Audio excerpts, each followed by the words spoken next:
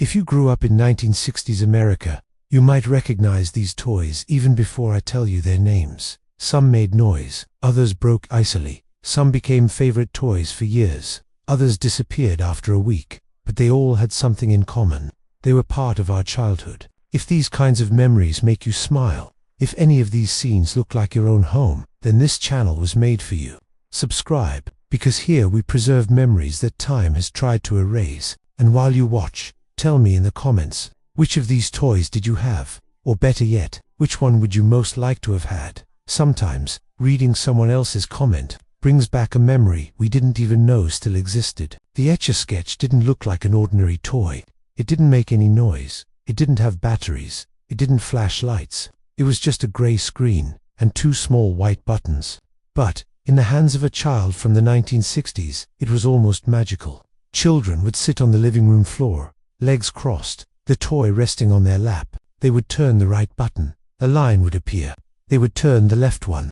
The line would rise, slowly, carefully. One wrong move, and everything would be crooked. You couldn't just erase a small part. When you made a mistake, you had to shake the whole toy here, that dry sound of the dust falling, and start all over again. And perhaps that's exactly what made the Etch A Sketch special. It taught patience, it taught concentration, and it taught that making mistakes was part of the fun. Some children tried to draw houses, others cars. Some of the more daring ones tried to write their own names letter by letter, trembling. There was no rush. No one was looking at the clock. Time seemed slower and sufficient. Etch A Sketch wasn't about perfection. It was about spending an entire afternoon trying. Chatty Cathy wasn't just a doll. Too many children. She seemed almost alive. She had neatly combed hair, big eyes, and a little string hidden on her back. When a child pulled that string, something happened. The doll spoke. It wasn't a perfect voice. Sometimes it sounded mechanical. Sometimes she repeated the same phrase over and over. But, in the 1960s, that was impressive. Girls would sit on their beds or on the bedroom rug, the doll resting on their laps. They would pull the string slowly and wait. I love you. Let's play school. Please brush my hair.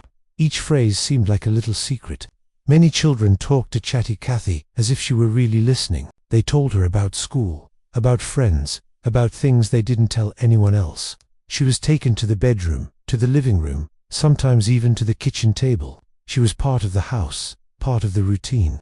And when her voice began to falter, a little slower, a little quieter, no one thought of replacing her with another. It was as if the doll was simply growing older along with the child. G.I. Joe wasn't called a doll. It was an action figure, and that mattered. It had boots, a uniform, a removable helmet, and joints that bent its knees and arms.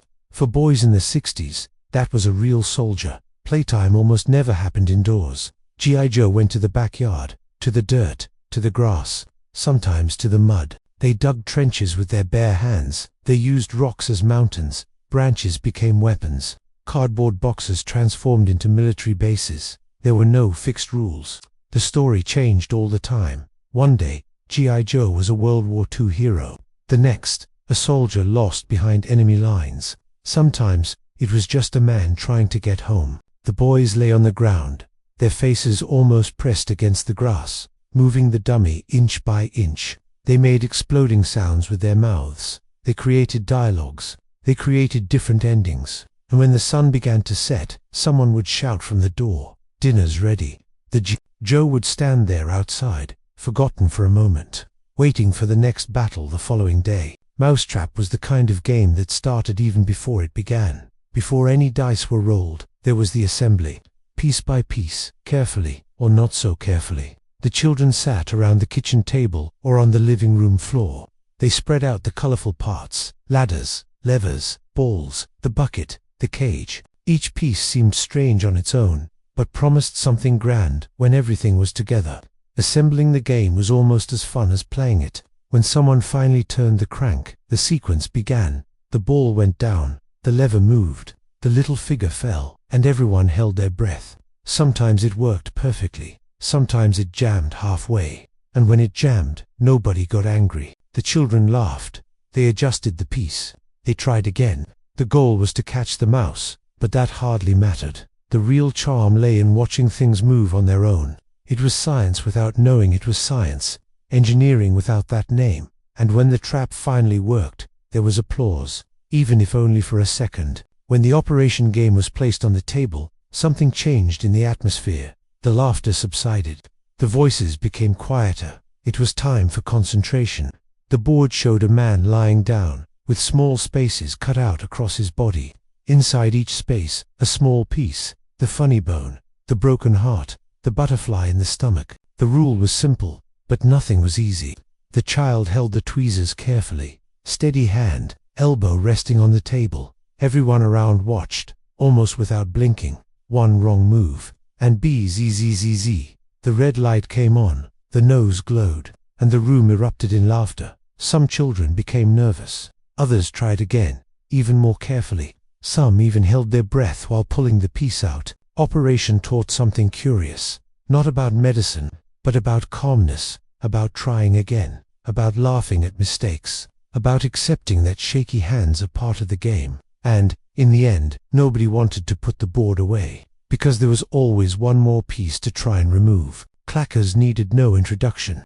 You heard them before you saw them. Clack, clack, clack. Two hard balls, tied together by a string, hitting each other forcefully. The faster the child moved their hand, the louder the sound became. It was a simple toy, and precisely for that reason, addictive. Children would stand on the sidewalk, in the yard, or in the garage. They would hold the small ring on their finger and start slowly, a low hit, then a high one, until they found the right rhythm. When they finally got the movement right, the sound became almost like a drum, a personal challenge. Friends would gather to see who could hit the fastest, who could go the longest without making a mistake, who could stand the noise the longest. Parents weren't always fans. The sound echoed through the house, hitting the walls, hitting nerves, and sometimes the balls would break. Either the string would snap, leaving tiny shards on the floor, and the toy would disappear from the house as quickly as it had appeared. But for a short time, everyone remembers the sound. Play-Doh had something no other toy had. Even before playing, you could smell it. As soon as the lid was opened, that soft, salty aroma filled the air, and everyone recognized it. It was the smell of childhood. Children sat at the kitchen table or on the living room floor, with small, colorful pots scattered around. Yellow, red, blue, sometimes green. The colors were never exactly the same, but that didn't matter. There were no rules, no long instructions. Some children made long snakes. Others squashed everything into a single ball. Some tried to create imaginary foods, hamburgers, cakes, pizzas, and almost always someone would say, "Don't eat it." But everyone had already tasted a little bit, just to know what it tasted like. Play-Doh didn't need an explanation. It let the imagination take control. And when the Play-Doh dried hard and cracked, nobody was sad. You just opened another container, started again. It was a silent toy.com, perfect for long afternoons, when time seemed endless. The hula hoop wouldn't stay still. It needed space. The children would take the colorful hoop outside, to the hot sidewalk, to the backyard with short grass. They'd put the hoop around their waists, give it a little push, and try to keep the movement going. At first, it almost always fell. The hoop would slide down their legs and hit the ground. Someone would laugh. They'd try again. And when it finally worked, when the body found the right rhythm, it was impossible not to smile. The children competed to see who could hold on the longest, who could spin the fastest, who invented crazy variations, using their arms or trying to walk while spinning. They didn't need anyone else to play, but there was almost always a group watching. Parents observed from the balcony. Neighbors commented.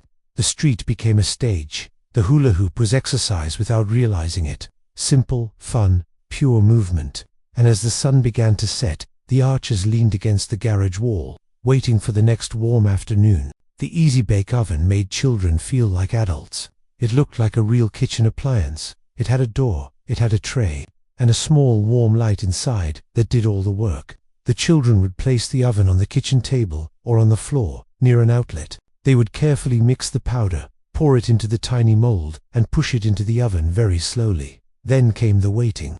No one left their side. Everyone watched through the little window. Seconds seemed like minutes. When the cake finally came out, it was small, sometimes strange, sometimes a little undercooked. But it was theirs. The children would call their parents, siblings, friends. They would cut tiny pieces for everyone to try. Even when the taste wasn't the best, the Easy Bake Oven wasn't about perfect food. It was about creating something, about imitating the adult world in a childlike way. And for many children, that's where the first sense of independence emerged. Barbie didn't come with a ready-made story. She came in silence and waited. The children sat on the floor of their room, surrounded by tiny clothes, minuscule shoes, a comb, bags, and makeshift boxes. Barbie could live any life their imagination allowed. One day she was a teacher, the next, a housewife, sometimes a movie star, sometimes just someone going to the market. Barbie's house was almost never a real house. It was a shoebox, a bookshelf, a corner of the carpet. The children created entire conversations on their own. They changed the voice, they changed the character's mood, they created conflicts and resolutions. There was no fixed ending. The story continued the next day, and when a leg broke, a shoe disappeared, or hair got tangled, nobody stopped playing. Barbie grew up along with the child. She was not just a pretty toy, she was a mirror of the imagination. Perhaps these toys no longer exist as they once did. Perhaps today they are stored in dusty boxes, in attics, in antique shops, or only in memory. But, for a moment, they still live here. They live in stories, they live in memories, they live in the childhood we carry within us. If while watching you found yourself smiling, or remembering a specific afternoon, or someone who is no longer here, then you are not alone. Subscribe to the channel, not just to watch videos, but to continue reliving these memories together. And before you go, write in the comments, which of these toys did you have as a child? Or which one brings back the strongest memory for you? Because sometimes, reading someone else's memory ends up awakening a memory we thought was lost.